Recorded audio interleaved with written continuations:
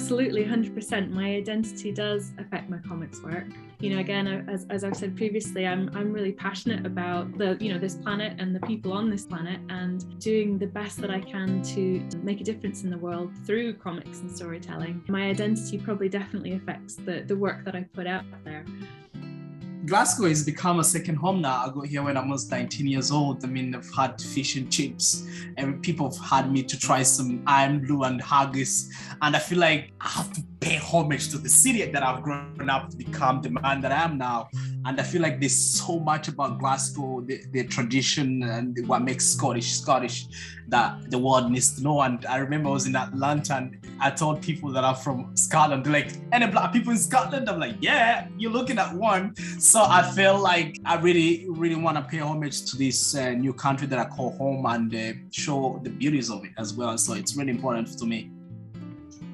On a practical level, I don't know if being disabled is an identity thing, but obviously that completely affects my whole workflow. It affects how I have to do everything all the time. All of my comics have trans, non-binary, or gender non-conforming to some extent protagonists. I think even when I was a teenager and I didn't have that vocabulary to describe myself, I wrote loads of comics and I was always writing main characters who didn't fit in with gender in some way, felt really uncomfortable about gender, there was obviously something going on there that I understood about myself, but I didn't have the words to talk about it, so I was talking about it through stories.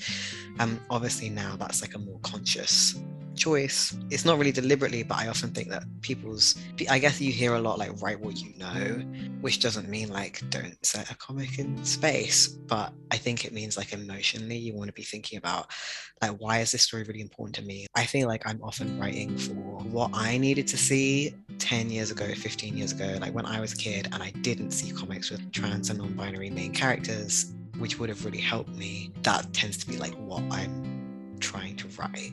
I feel I could talk about that for a long time as well. Particularly in the depiction of women, it's a trope of some types of comics, and it's definitely put me off reading certain things. I can't bear if I see a story that has a woman with those kind of weird boobs that seem to be in something tight yet completely unaffected by it, and also that kind of physicality where if you were that busty, that tall and slim, you would just topple over the minute you tried to, let alone wield a sword.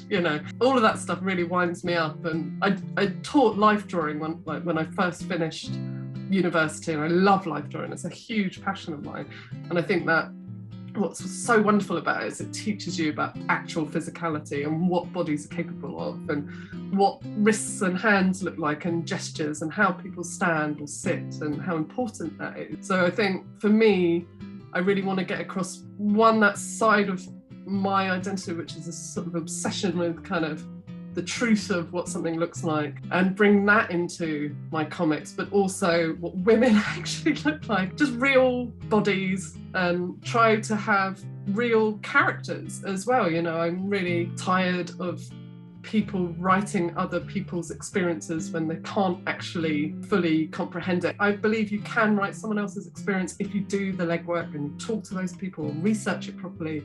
But it's so often not the case, and especially with, I think, female characters. And I think I'm in my 40s, and I think, listen, this is not how someone would think if they were that gender or that background or whatever. So yeah, I'm really trying to bring that in, and I think I'm always trying to sneak in some agendas and opinions, and definitely being conscious of what the women look like, and the men. I want my characters to look like real people and feel like real people, not just some extraordinary being, unless they are an extraordinary being. But even then, I still want them to have a physicality that is more natural. My identity informs everything that I do completely. Everything that I do will come from a very intersectional understanding, and will come from my own personal experience as well. It really influenced how I interacted with comics, because I saw a lot of myself in comics narratives when I was growing up. For example, I totally identified with Spider-Man because I lived with my grandparents for years as well, and so this sort of idea of having other people that weren't your parents raise you was really, really important to me. Even though like my mum also lived with my grandparents, but my mum had me and my brother when she was really young. She had an arranged marriage at 19. She got divorced in her 20s. So when she left my dad, we moved in with my grandparents, and my gran would like pick me up from nursery and stuff like that. So having this kind of like older other family members share part in your raising was really important to me. And then the sort of like the found family aspect of X-Men, and also the fact that these people were funny, but they had a really key sense of obligation. And they also had this sense of duality was massive. As somebody who grew up as a Muslim in a majority white area in school, but also like I loved the fashion in comics, I loved the colors of comics, I loved how stylized this stuff was. That was a massive thing for me. These people looked cool, but these people had also went through a lot. And also I love how idealized a lot of the sense of comics is. I want to remain an optimistic person in the face of anything that has happened to me. I want to be somebody who believes that good is worth fighting for. And I think that when you have something like a comic book to rely on, where it's like bad stuff has happened to these people, but actually what they want to do is use their sense for good. I don't read a lot of superhero comics now, but that sort of like core backbone of that sense when I was like growing up and reading Spider-Man comics that my uncle got me and watching X-Men Evolution was just really important to me growing up, and it gave me a sense of seeing myself, even if I didn't see myself represented in the fact that there wasn't like a Scottish South Asian girl on these shows. It was still giving me that sense across other aspects of my identity that I related to.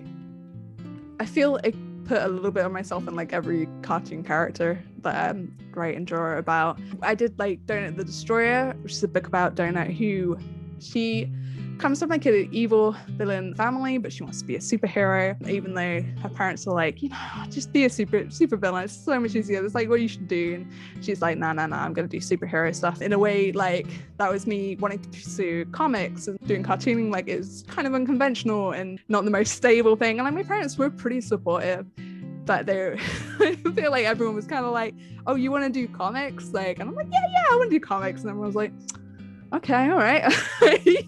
So in a way, Donut the Destroyer is kind of like, you know, doing something not so conventional. Comics is a weird career, and I feel very lucky that it's working out for me. But I feel like before it was working out, people were like, you know, you just do something else. And I'm like, no, I want to do comics. I want to do comics. Kim Reaper as well. That was, I worked a lot of part-time jobs that I hated before going full-time comics. And Kim, she's a part-time Grim Reaper, and she's not a fan of it. I was writing Kim while I was working a horrible stockroom job, so a lot of that comes from that. And also, like, I'm a queer person, and it doesn't always get stated in my comics, but like to me, I'm like, every character is bi. Like that's how that is. That's how that works. As well, like Pizza Witch is one of my earlier comics, and I kind of ended up writing that. I had like a Rocky coming out as a queer person, and I feel like I was riding my bike a lot and thinking about how I just wanted to make like I was thinking about Pizza Witch, and I just wanted to be like a fun queer adventure where everyone's just kind of like, you know, it's fine. It's all good. It was really nice to be able to do that and to continue that with Kim Reaper as well. Sometimes I feel like my identity and my personality seeps into my comic work, in that, particularly with my character designs, I'm a very flamboyant person. I mean, I'm all snuggly and cute at the moment, but actually I'm very much into a lot of very fierce fashion, lots of ruffles, lots of frills. The more gothic, the more extra, the better. You know, that's kind of like how I usually operate. So I'm quite well known for drawing characters with fabulous outfits and long silky hair and stuff like that. I mean, every now and then I also put like a tiny insert of myself as a small cameo in pretty much all of my books. So in all of the books and the comics I've done, or almost all of them, I am a tiny character somewhere in the background. I never really got into doing, you know, the whole diary comic thing where I do comics entirely about me and my life and stuff. I felt like as if I needed to do things that were other or different to that until very recently, which was, for Catalyst, which was for the Self-Made Hero graphic anthology program, when I decided to come up with a short story. The theme was Catalyst, and I thought, well, I am the catalyst for a lot of people getting into comics or manga, because because often I am their first introduction to it because they've read my stuff, they've seen me at their schools, they just go, oh my God, so I'm like, well, maybe I should just be honest about it and do a comic about what happens on some of these school visits. But then also about sort of like my own fears and doubts about myself in that, do I even want to do this? Like, why do I still feel nervous about this? Am I good enough to be teaching? Is what I do, relevant or valid? Aren't there people out there who are just way better than me doing this sort of stuff? And I sort of like go through some of this, but I kind of wanted to mirror what the schoolgirl feels, and then a bit, but also with some of the thoughts that go through my head as well. Although it doesn't say it's me, it never says my name. It's obviously me. So based on how I drew like myself in the comic, it's me. So that's the only time when I've actually done a proper comic which actually features me as a character in a comic. For a project like that as well, it was important for me that it had to be properly edited, so that's why I pitched it as my story for this fully funded, professionally paid for project, with a publisher, director, and editor and graphic designer all working on it. Because if they spot me being gratuitously self-indulgent or whatever, they would tell me. So I was like, okay, all right, this is a story about me, I'm sorry, but is it okay? And they were like, actually, this is all right. And if you did this and you did this actually looked really, really good. I guess it made me more confident to be able to draw a comic about myself, knowing that there were a lot of professional eyes looking at it and telling me whether it was okay or not. Yeah, I think that, to me, if I think about my identity, I don't think of comics. Obviously, professionally, I am all about comics.